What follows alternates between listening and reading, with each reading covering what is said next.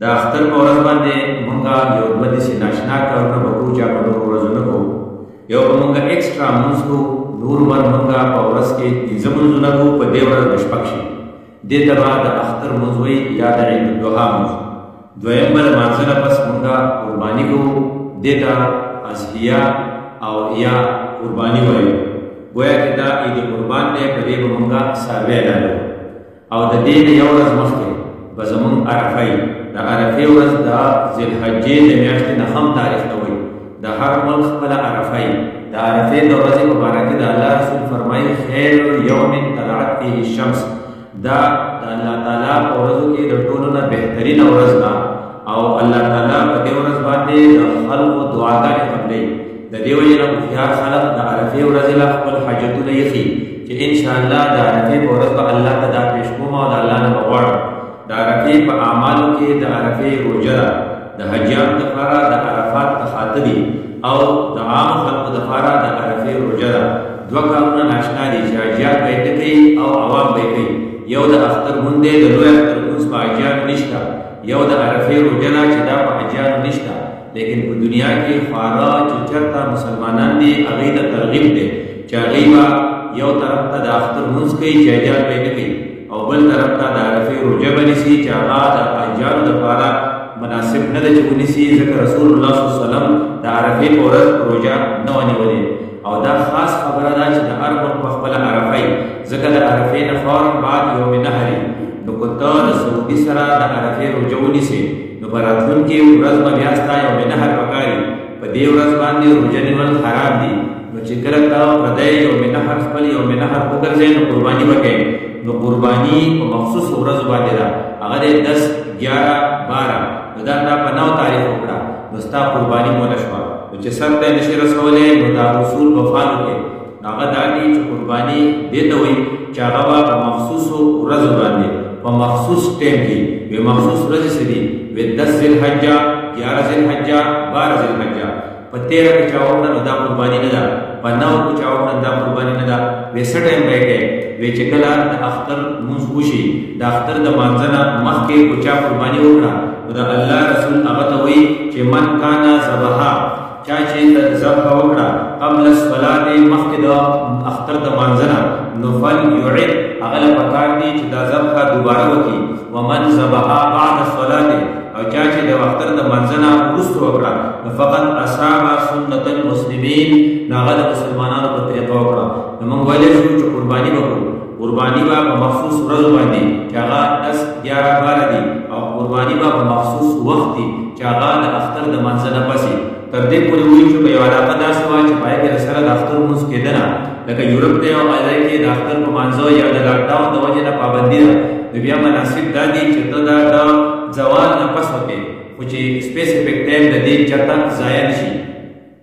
او د دې نه علاوه په دغه قربانۍ فلسفه چې ستا په ذهن کې راشي هغه ده چې د الله تعالی چې کوم عمل ډېر زیات خوښ دی نو یو عمل په هغې کې شکر ادا کول دي. او شکر دومره قیمتي عمل دی چې که فرض کته وایي چې زه د الله د عذاب نه بچ شم نو لئن شکرتم ما یفعل الله بعذابکم ان شکرتم وآمنتم. که چېرې تاسو شکر وباسئ نو خدای به تاسو ولې عذاب کړي. ان وکان الله شاکرا علیما، الله خو د شکر قدردان دی. نو شکر وباسئ نو ستا سره چې کوم نعمتونه دي نو هغه شماره. نو یو نعمت ستا سره عقل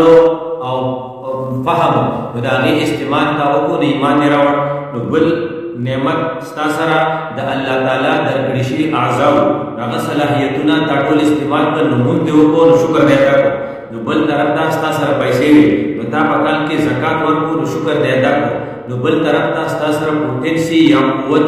قوت سیکچوال قوت چې ته خپل پریزرویشن اف سپیشیز چې ته خپل نسل بړاولی شي نو د هغې شکر دې په روژه دې ادا کړو. نو دا په دې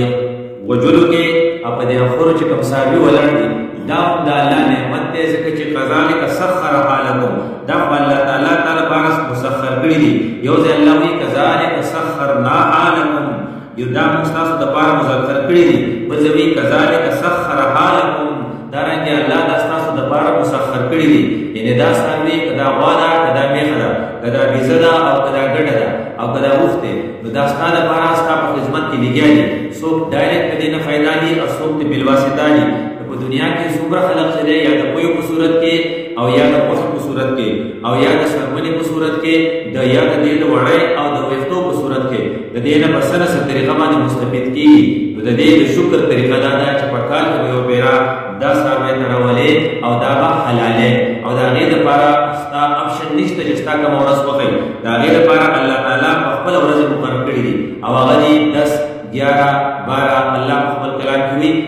په ایام معلومات او معلوم ورځ کې دي په نهم تاریخ په قرباني وکړه دا قرباني نه ده او په 13 تاریخ وکړه دا بیا قرباني نه ده بل دا وخت مقرر ان من بعد صلاه العيد صلاه عيد نه پس پکې کچاله دینه مخ وکړو رسول الله صلی الله علیه وسلم وی بیا دې دوباره وکي او بیا چې الله رسول په خپل د دې لپاره طریقه خولې و ته حیران شې چې دوباره په تفصیل ان اول ما نبدا به في يومنا هذا ان نصلي نن د اختر روز ده نو بس سٹارټ وسنه او د الله رسول وی مزبلو ثم نرجع بیا به مازنه مو واپس شو وننحر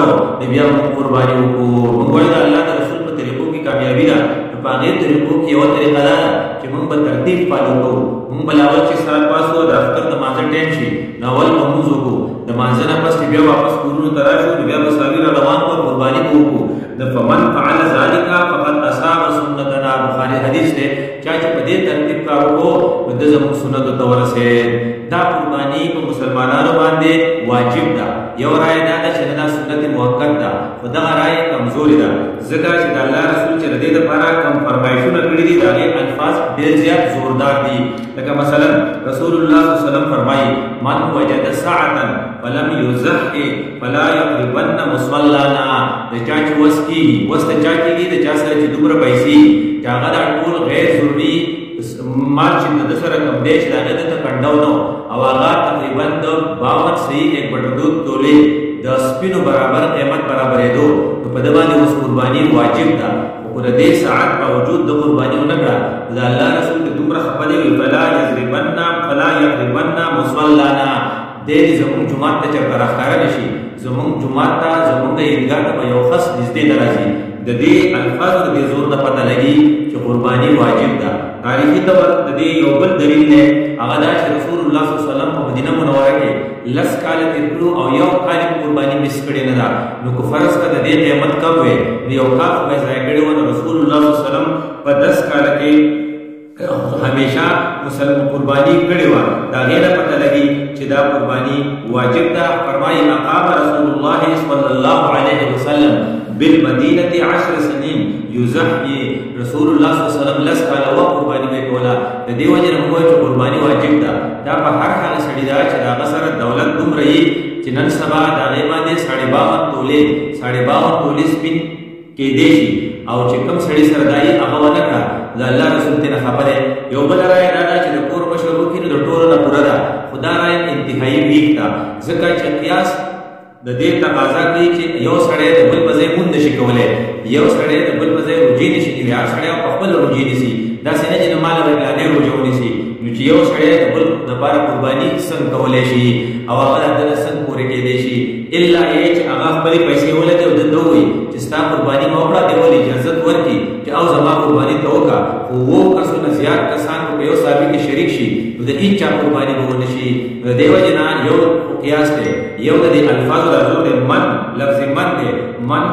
کانا ذبح من چا چې ذبح وکړه قبل صلاه مخکې منځنه بل ځای وي چې من وجد سعدا د چا چې طاقت کې دون من دا لفظ چې دی دا فرق لورځي په هر یو کسانی چې په کور کې لس کسانی او 15 کسانی هغه صاحب استطاعت نو په کار چې هغه قرباني وکړي د دې قربانۍ د قیمت اندازه د دین ولګوا چې د اختر په ورځ باندې الله تعالی خو عمل سره لولي ما من عمل ابن ادم يوم نحر احب الى الله من اراقه الدم د بني ادم د ټولو نه خوب عمل الله تعالی سره لولي دوی چې په دغه ورځ تسبیح اړول په دغه ورځ نفلونه کول په دغه ورځ روزه نیول دا ټول کارونه اهم نه دي او بلکې روزه خواړه حرام ده بلکې په دغه کار باندې سپیسیفیک عمل چې الله ته ډېر خوب دی هغه سروي را وستل دي او هغه علی لول دي